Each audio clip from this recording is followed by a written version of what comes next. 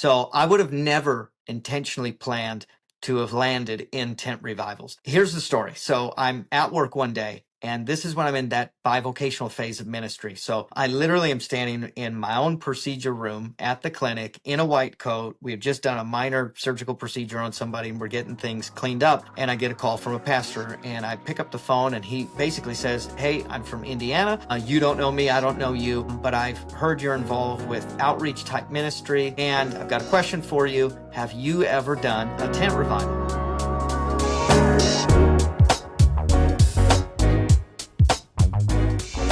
Welcome everyone. Today we are joined by Dr. Braden Andersen. Dr. Andersen is a medically trained doctor and a full-time evangelist with the UPCI. He is probably most recognized with the Jesus Tent Revival movement that he leads throughout North America. In this episode, Braden shares his transformative journey from a successful medical career to full-time evangelism. He unpacks the story of the Jesus Tent Revival, its amazing impact over the last few years, and much more. So before we continue on with the podcast, this episode is brought to you by Christian Leader Community Coaching. Are you a Christian leader experiencing low productivity or chaotic lifestyle? And maybe you're overwhelmed and just unsure of what it's going to take to create growth in your life? And so I want to introduce to you our Christian Leader Community Coaching program. Through our step-by-step framework, you're going to discover a better rhythm of life, you'll see yourself more clearly, leverage your strengths, and build more productive relationships.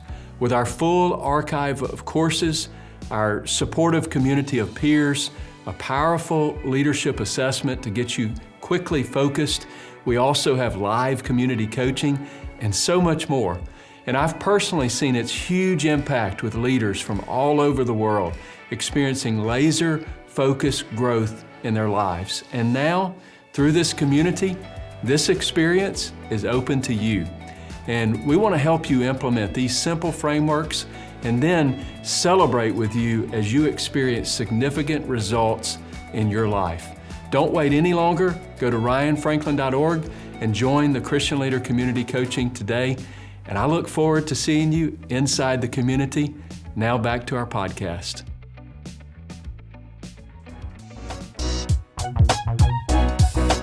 Welcome to the podcast. Thank you so much for joining us, Dr. Andersen. Well, thank you for having me, my friend. So good to have you on. I've been a fan of Jesus Tent Revival for a while, following what you guys do online with the various churches that you guys partner with, and I wanted to have you on to talk about your story. It seems like this is really becoming something, and I wanted to make sure that this is highlighted on this podcast and get this out to all the listeners. So we will get into that, but before we dive too much into that, I like to start out all these conversations by the audience getting to know the guests. So if you wouldn't mind sharing a little bit about your story, your background, that sort of thing. Sure. Well, thank you for giving me an opportunity to share. I guess just high-level summary, what I kind of tell everybody is I wasn't raised in church. And while I had a great upbringing, parents that loved me, ultimately all of this was foreign to me. And my dad was kind of a high-profile doctor in the Seattle, Washington area. My mom was a nurse. We were very busy with all of that. And at some point, I became incredibly hungry for God. And one person that I knew in my high school invited me to church for years. And finally, at that junction, I became hungry for God. I walked into a church that changed my life.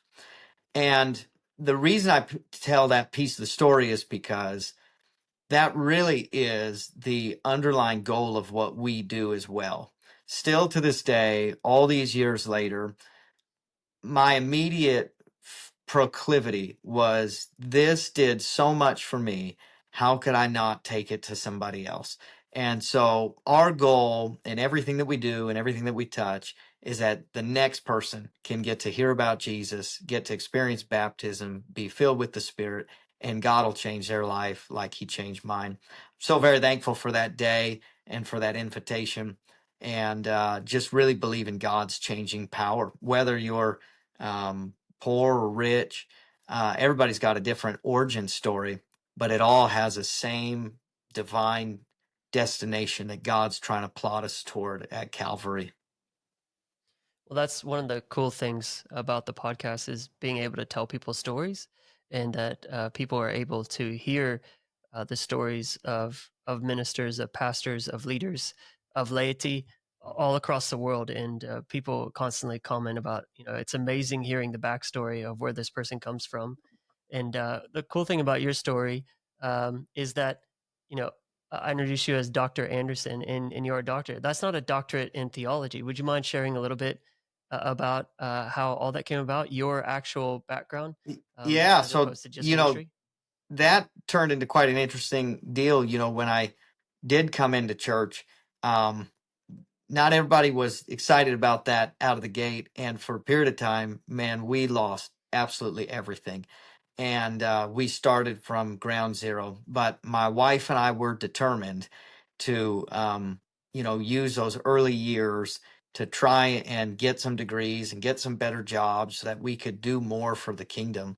So I would go to school a little, she would go to school a little, and we'd kind of bounce back and forth. And all the meanwhile, we were outreach directors, and so we would door knock in the evenings and teach Bible studies in the evenings, and I have group outreach on Saturday, and then preaching on Sunday, and wonderful years.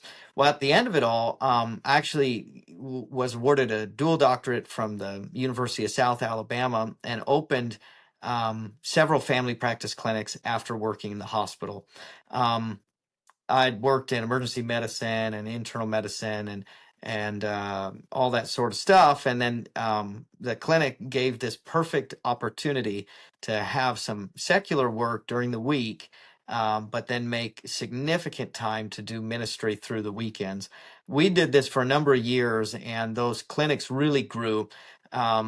We had some just really bizarre press coverage that put our clinics kind of front and center of our county. We were on the news multiple times, both local and national, and then we received several patient satisfaction related awards and things like that. And the clinic business really started growing, and it was a tremendous period of time. We were able to control our schedules and do missions trips overseas, do a lot of domestic outreach, and help churches grow and things like that. And we did that, I would say, in private ownership there, probably 5 years, until this simply got to a place that we felt like God was calling us to evangelize full time. And we really prayed, both my wife and I independently, about what the will of God was, and felt that He showed us individually a story which matched. We sat down, talked with our pastor, and he was in total support of what God was doing. But we felt impressed to sell the businesses, to sell our homes, um, sell everything that we possibly could, and buy everything we needed to start having revival. And I don't just mean revival in a building, but we've got sound systems, we've got trailers, we've got tents, we're ready for block parties, tent revivals, whatever we need to do to impact the world. And since that moment, that was a really big decision, but since that moment, even in the first year, we saw more people born again, more miracles happen than we had in 15 years of combined ministry leading up to that day. Um, it wasn't even a difficult decision for us because we knew God was in it. But looking back, I'd make that decision 1,000 times over again. It's just incredible what God is doing across the world right now. Man, that's awesome. And obviously you spent a lot of time and energy and effort into getting those degrees, into building those practices and into that part of your life. And I'm not saying it was necessarily comfortable, because obviously you're working hard, you're evangelizing on the weekends, that sort of thing. But it would have been a huge risk, I guess, selling all of that and going all in on full-time evangelism. How were you able to uh, make that step? Like, many people struggle with those hard decisions. It's like, oh, I'm part of a great church, I'm part of a great ministry team, and God may be calling me somewhere else. And it's like, man, that's pretty uncomfortable. How were you able to take that step? Yeah, I think if we were to analyze that decision through a traditional, like, cultural lens, profit analysis, you'd be in trouble. Somewhere along the line, I also have an MBA in marketing and market forecasting. Through the lens of my MBA, it's a decision nobody would make. Um, you're you're moving from a more lucrative to a less lucrative scenario. You're going from security to insecurity, from retirement plans to none, from homes to none, from nice cars to trucks. I mean, it's just a totally different scenario. But that would be, again, looking through a certain lens. Um, there's another lens that I think we applied instinctively here, which is that at the end of the day, we can't take the retirement plan, we can't take the cars, we can't take the bank account. The only thing that can be taken to eternity is souls. And so at the end of the day, this is what matters most. Um, I guess me personally, when a lot of people ask, how could you have made such a big move with your career and walked away from these things? I really, in my mind, don't see it as that significant of a choice, because I've already had to hazard all coming into the kingdom in the very beginning. And God changed my life so significantly. It feels like I'm sitting on the cure for cancer and telling nobody. Relative to the population of the world, I've told nobody. And so, again, it is my instinct, my love, my hope to get the gospel to as many people as possible. And this really is fulfilling work. There's nothing wrong with medicine. Lots of friends in church still work in medicine, and we support them. I would support my kids if they want a career in medicine. But there is something very temporal about the nature of that field. And while I hate to reduce it to this and patronize it, man, I could put Band-Aids on people all day, but the only real change in their lives, whether they live to between 18 and 80 years, is going to be if somewhere along the line they encounter Jesus. And we were so excited to just embark on this journey of seeing lives changed. If that helps answer it all. Yeah, no, that's amazing, and perspective. The perspective is tremendous. I mean, I don't think I've actually heard it laid out in such a way, and I guess maybe because of the background that you come from, you're able to frame it in such a way. I'm sitting on the cure for cancer, and I've hardly told anyone, and to come at it from that perspective, wow. Yeah. One of the first things that Jesus did when he picked people is he actually went to the industrious, not necessarily the religious. He could have approached the high priest to be one of his key apostles and disciples, and so many of these other really hyper religious Pharisees, Sadducees, and scholars. But it's interesting, he chose fishermen, he chose tax collectors, chose physician. He would go to them at work while they're engaged in the profession. And it almost became the ultimate litmus test of faith right up front, right out of the gate. When he approaches Peter at work fishing, the simple instruction: drop the net, follow me. Just drop the net and follow me. And it's this moment where you immediately have to decide who is the priority in your life. What's in your hand, everything that you've known, you've loved, you've done, you've trained for.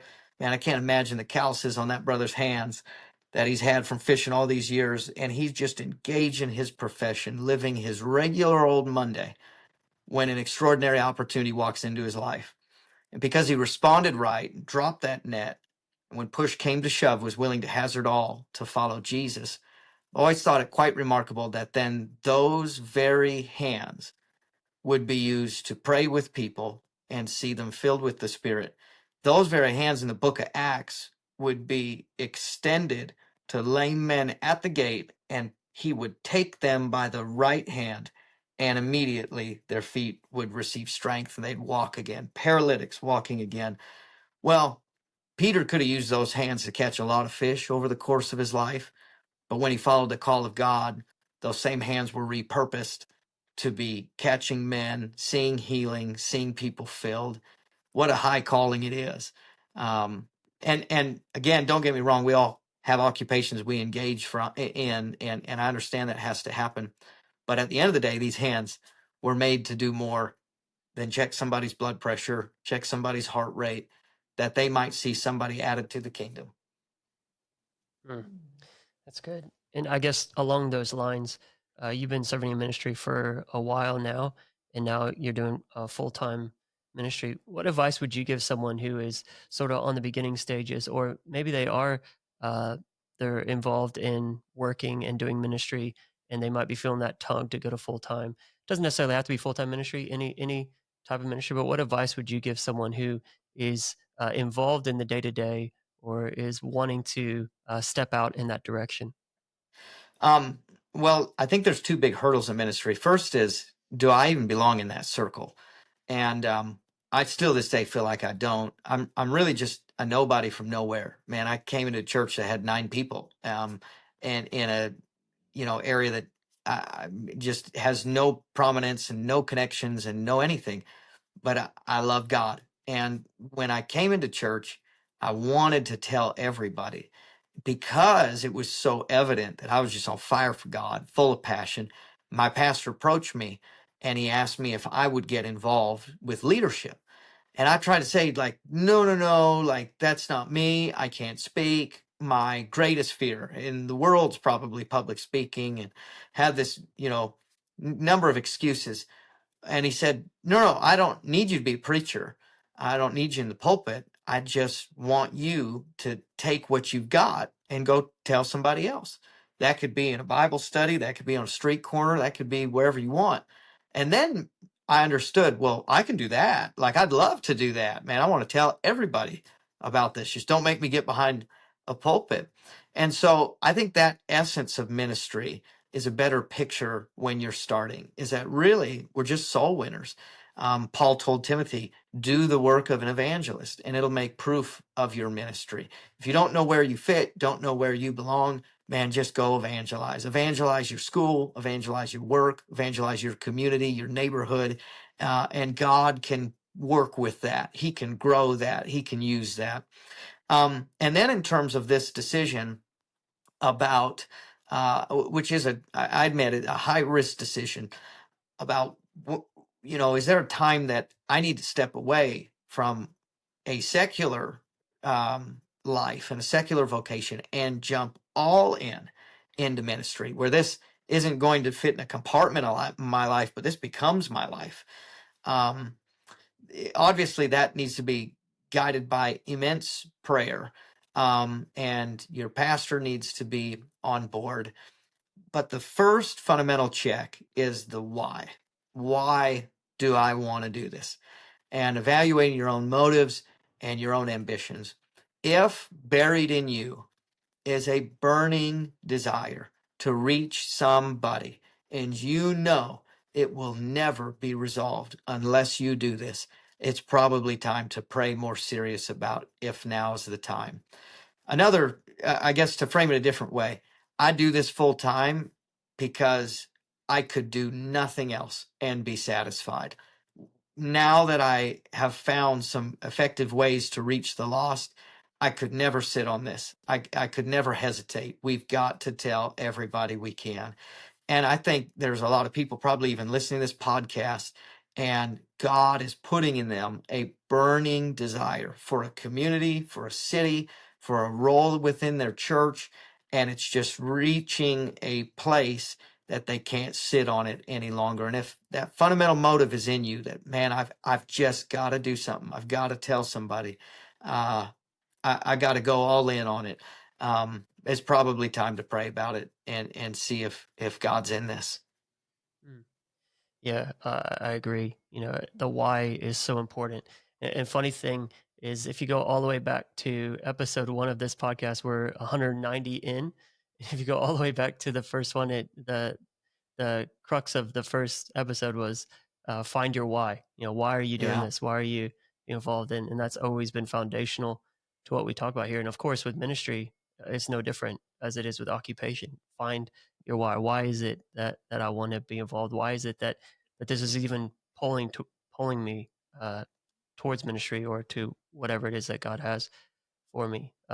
I did want to dive into the Jesus Tent Revival. As I said, I'm a big fan. I've been following it pretty much since you started it, and a number of churches. I'm friends with people who helped you put it on, and it's really cool to see how God is using it.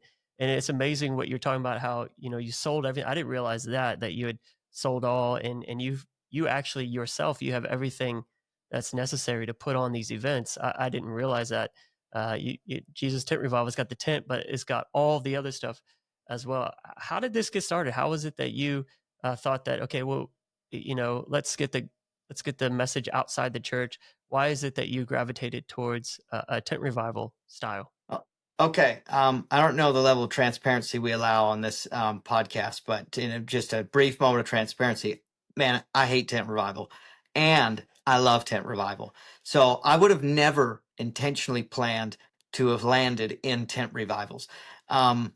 Here's the story. So I'm at work one day, and this is when I'm in that bivocational phase of ministry. So I literally am standing in my own procedure room at the clinic in a white coat. We have just done a minor surgical procedure on somebody, and we're getting things cleaned up.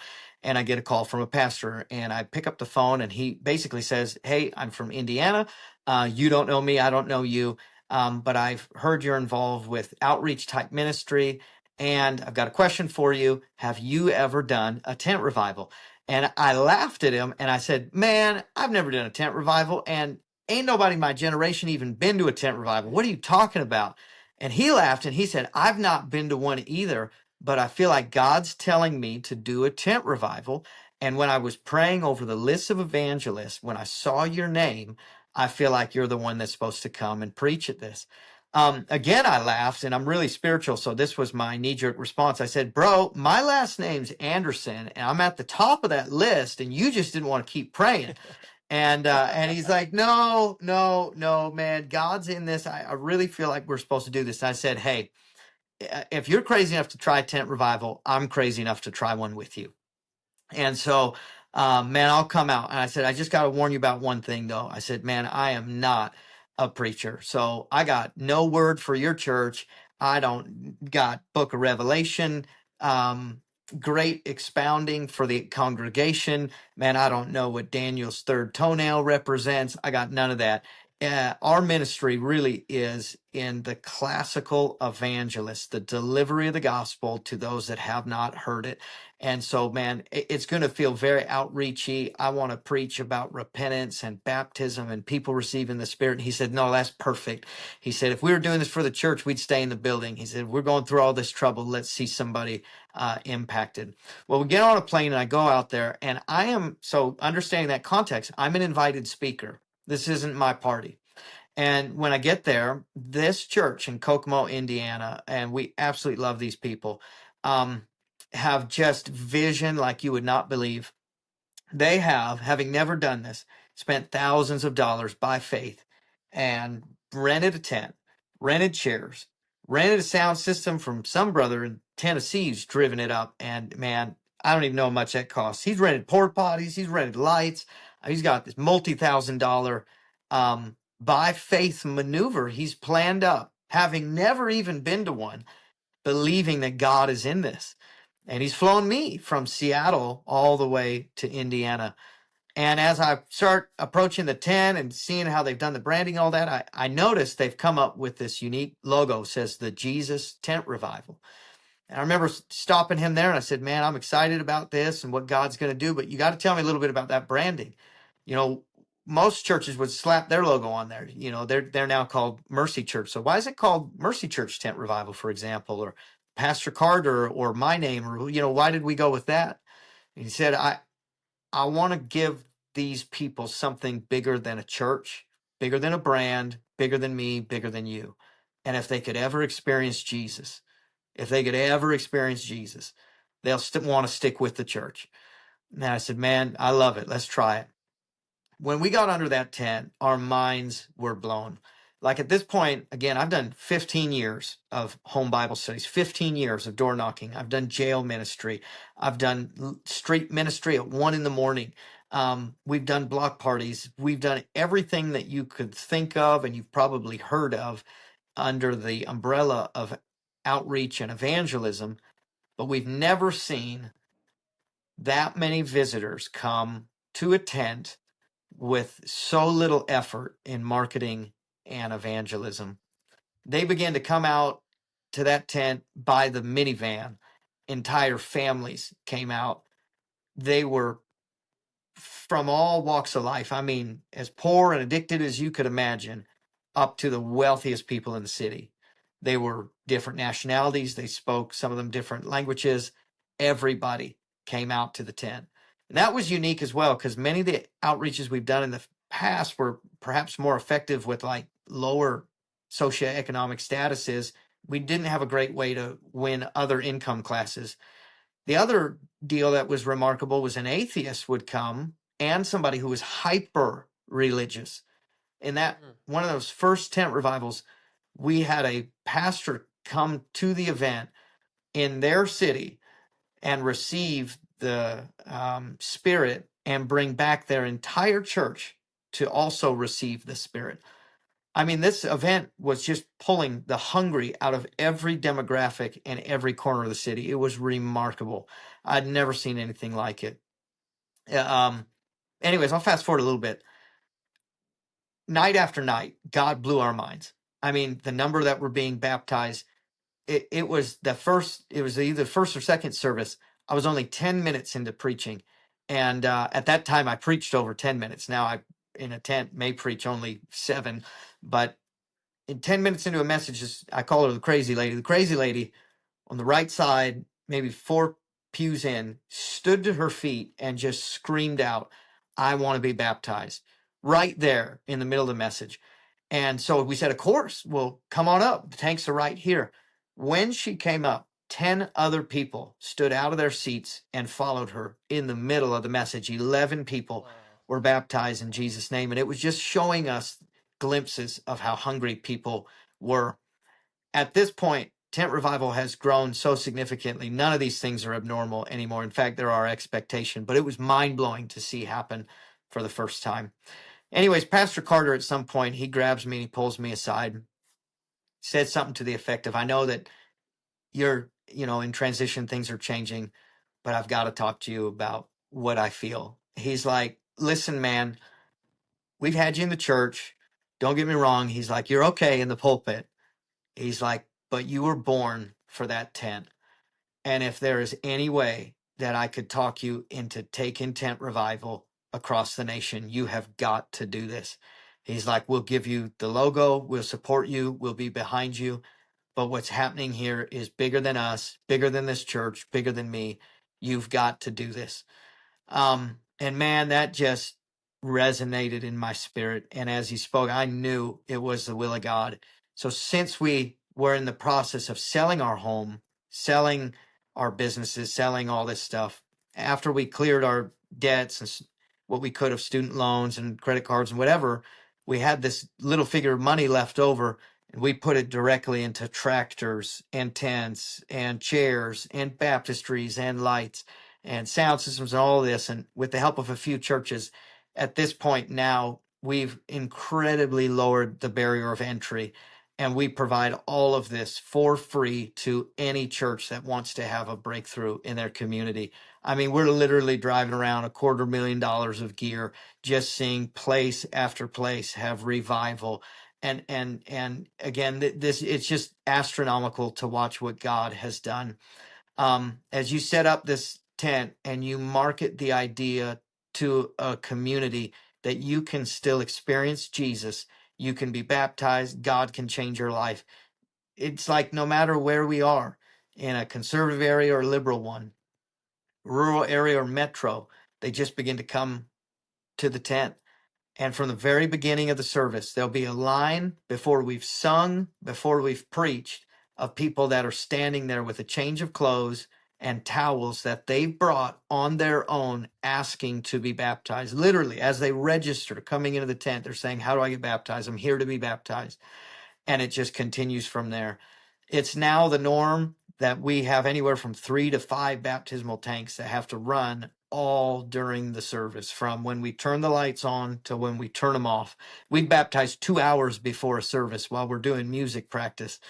And it's the norm that in a single weekend, we baptize hundreds of people, well over 100 people every single weekend in every place we go. And it's just so tremendous to see. So yes, at this point, it's continued to grow significantly. That's kind of our origin story. Now there's 3 tents, there's 3 trailers, and I'm not the only part of this thing. It's the beauty of this is it's truly the Jesus tent revival, not the Braden tent revival. So just today, I helped another evangelist come here, and he picked up a trailer, and he's got a full tent in there. He's got another 400 chairs in there, 2 baptismal tanks, and he's taken off to do a whole set of events that I won't go to. So we're wanting to see the day that there's 5, then 7, then 12 tent revival events happening all around the continent, and just people by the hundreds and then the thousands are being added to the church daily.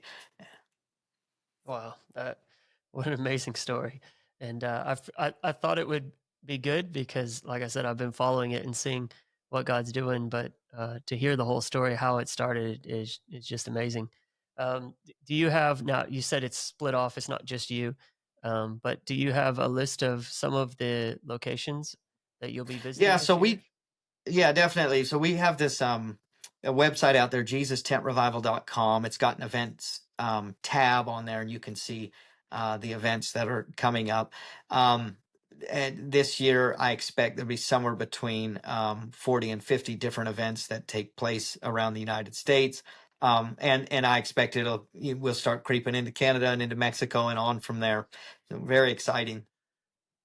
Yeah, we'd love to have you in Australia, but it might be a bit difficult to get the tent all the way over here. But Yes, I yeah. want Yeah, the cool thing is this podcast, I'm based in Australia, but the listenership is all over the world and a lot in North America. So it's good to get this out if for those who haven't yet seen it or heard about it. It's an amazing ministry that God is using you to impact cities, to impact people, who are hungry and they're just waiting for someone to, as you were saying, show up with a tent, put in the effort, put in the work to set up this event. So if I was speaking to somebody out there in a country that I'm never going to make it to, I guess I would want to say clearly, if we add any value to this equation, it's not because that we bring some special revival in the trailer to a city. It's probably this methodology that we've fallen into, tying into this branding and all of that, which again I was given. I wasn't the mastermind of at all. But here's what we found. And I guess if I was to find a biblical basis for it, it's kind of Acts 19. So I want you to consider Acts 19 for just a quick second. And because if you get this, you can adopt it to any church, any city, any country. It works. But in Acts 19, Paul runs into a group of disciples, as Scripture is going to call them, and he's going to refer to them. They're believers that are doing their best to follow Jesus. And his initial question to them is, have you received the Spirit since you believed? They indicate they've not received the Spirit. Paul's follow-up question, really easy then, is, well, talk to me about how you're baptized. They said, well, John's baptism. So Paul right there knows I have an audience in front of me that's not been born of the water and born of the Spirit. So Paul's agenda is going to be to get them born of the water and born of the Spirit. But what Paul doesn't do is he doesn't start an argument, doesn't start a debate. It seems like he just leads them right into the next step. And in all the marketing that we do and in how we structure this event and in how we preach, we build on the assumption that God has given every man a measure of faith. So by the very act of coming to this event, we know that you're hungry for God, and we believe tonight Jesus is going to do something great for your life. If you want to take the next step, again, we're going to phrase it in a way that it's not a debate, it doesn't feel negative or hostile, but if you want to take a next step, the next step tonight, we've got a baptismal tank. And when you're baptized in this water, you're going to come up and something's going to change. Bible says there's remission of sins in Acts 2:38, and something's going to change in your life. You can do this tonight. And if you've never received the Spirit tonight, God wants to fill you with the Spirit. take the next step. And so in all the marketing that we have, everything that surrounds this, we don't center it on a church. We're not pitching a building. We don't center it on a preacher. I try and make sure my name and my face isn't on any promotion that goes out. We don't center it on a host pastor. We don't center it on a worship leader. In fact, if people ask questions about who's going to be preaching and who's going to be singing, we won't answer. This event is for everybody, every denomination, to come and experience Jesus. And that Jesus-centric marketing, telling people what they're going to experience and what God can do in their life, that's what really helped us move the needle in effectiveness. And that's where I would say you don't have to have a tent to talk about what God can do in somebody's life. You don't have to have a tent or me to tell somebody, I really believe if you take that next step and be baptized, God could change something in your life. I really believe if you come with me this Sunday, God could fill you with his spirit. It builds faith. It's encouraging. It gets people excited, and they'll come out wanting to experience more of God. Yeah, I think it's so important, especially when it comes to ministering to people who have faith, who maybe come from a Christian background. Maybe they're not walking with God at the moment, or they are, but you're trying to lead them in the way more excellently or more perfectly. And it's to honor and respect their faith, honor and respect, where they're coming from. Too many times we can get argumentative, and it's like, sort of disregard their history or disregard the life that they live, there, even their prayer life. They feel like that might be under attack. But like they did in Acts 19, they honored the faith that they had. They honored their commitment to John being his disciple, and then just led them further. And that's awesome.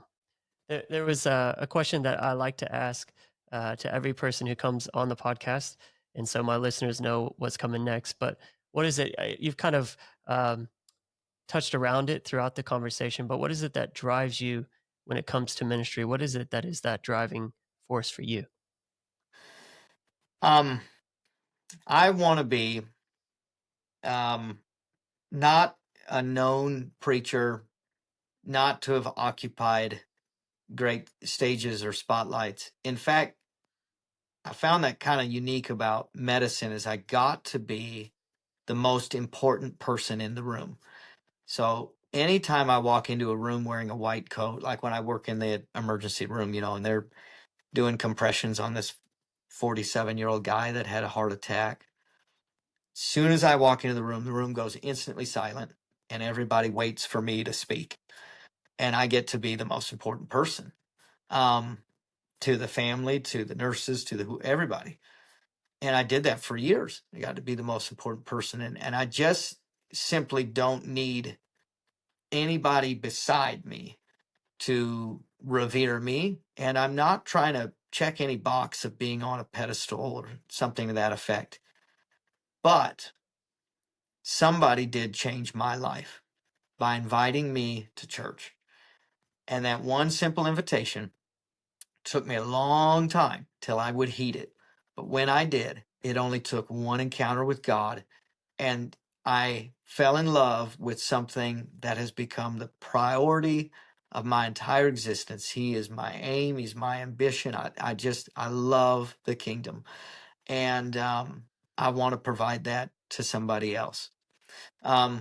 Very simple drive. I hope it's not disappointingly simple, but somebody did this for me. Now, it actually ended up, at the time, it wasn't a thing, but, it ended up being my wife. And so she was the one we went to school with and invited me to church. And sometime after I'd been in church, we started talking and ended up getting married. So I'm reminded that the greatest soul winner in the world is the woman I married. But I hope somebody out there could remember that. I've kind of preached this idea before, sometimes for fun. Like when I teach a class on personal evangelism or something, I'll say, who's the greatest evangelist? And, somebody in the class would be like Paul. Somebody in the class would be like, oh, it's Peter. And somebody would be like Jesus, because they think that's like the trump that always wins. And, you go around the room and do this. Paul is the most common answer, though, is Paul is the greatest evangelist. And I'll say this, well, what's interesting is if you ask Paul Paul. So you think it's Paul, but if you ask Paul who's the greatest evangelist, you know what Paul would say? He wouldn't say Peter. He wasn't there at Pentecost. Paul would probably say Ananias. And you'd be like, wait, Ananias, what sermon did he preach? You're not going to find one. But Ananias is the guy that knocked on Paul's door. And the moment Paul opens the door, he says, Brother Saul, first two words, Brother Saul, the Lord sent me. You might receive your sight, receive the Spirit, prays with him. God heals his eyes.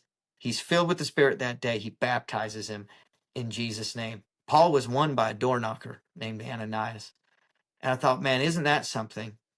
I wonder if at the end of the day, when these people get to heaven, and I wonder if there's ever a time they sit down and say, who's the greatest evangelist?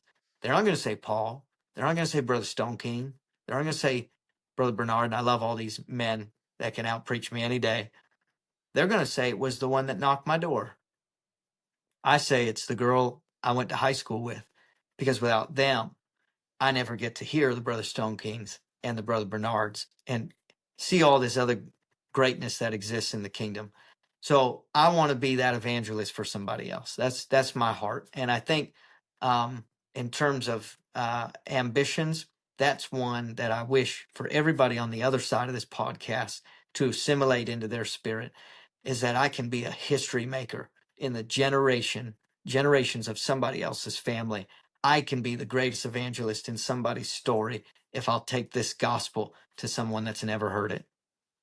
Yeah, you can make the difference in somebody's life, and you just never know. You know, it could be, and not to pump you up, but you know, it could be Braden Andersen, it could be Danny Bernard, it could be you just never know who it is that you're going to reach, and it doesn't matter if they become someone who leads thousands and thousands of people. You know, one is enough, right? And Yeah. they matter, their soul matters, and so reaching them, yeah, man, this has been an awesome conversation. It's been great getting to meet you, hear your story, and man, I'm inspired by just listening to you and what you talked about here today. So we really thank you so much for your time. I do like to finish all these conversations by giving my guests the final word, whatever you would like to share with the audience as we finish up here today. But you'll be finishing for us, so whatever you'd like to share. And thanks again for your time. Yes. Well, thank you for having me. So I guess I would close with this idea. And that is, I wish I could offer all of the things that I have seen to you, but there's no way to tell you in any sort of abbreviated period. So at a high level summary, we have done, 17, 18, maybe we might be nearing 19 years of outreach-based ministry across the nation, really the continent, and we've even done some overseas. I have never in my life seen this measure of hunger across the world. It's packaged a little bit different. People know how to hide it below the surface, but this world is more hungry now for an authentic encounter with God than they have ever been before. They come out to these events that we do, which are bizarre. They're outdoor events in the middle of summer, sometimes in a field, getting chewed up by mosquitoes and under a tent with no air conditioning. They'll come out to these events by the thousands, and their bodies are being healed, and God's filling with the Spirit. They're being baptized. I mean, lives entirely being changed. There's so much hunger. And I believe that that hunger is all around you today. They know how to put a face on and get through the day so they don't show the cracks. They know how to go to work, check in and check out, but somewhere behind the facade is the hungriest humanity probably has ever been. They want the real thing. They want to encounter Jesus if he can be encountered. If God can be seen, they want to see him. If God can be heard, they want to hear him. If God can really deliver from sin and give that emotional release to where they know that they've been forgiven and they have a hope of heaven, they want it. So I would encourage somebody out there to talk to everyone you possibly can, because you never know what's below the surface. Dream up that next big outreach evangelism initiative. Get involved in your church. And if you're already a minister, Dream big for what God could do. Take great risk, have great faith, and let's see the greatest breakthrough we've ever seen before. I'll pray here quickly, and I'll let you wrap up however you like to here. But I just want to pray simply to that end. God, right now, I pray that everybody on the other end of this podcast would be impacted with the spirit of an evangelist. That I pray that you put something burning in them, that they would want to see revival and breakthrough through their entire community. I pray that there would be awakenings, spiritual awakenings in entire regions, people driven by hunger for you, that there would be mass numbers coming to be baptized, being filled with the Spirit, that God, your believers across the internet, across the radio, across wherever this podcast may go, that they might be the catalyst of something great. Use us, Lord, and let there be great breakthrough. In Jesus' name, amen.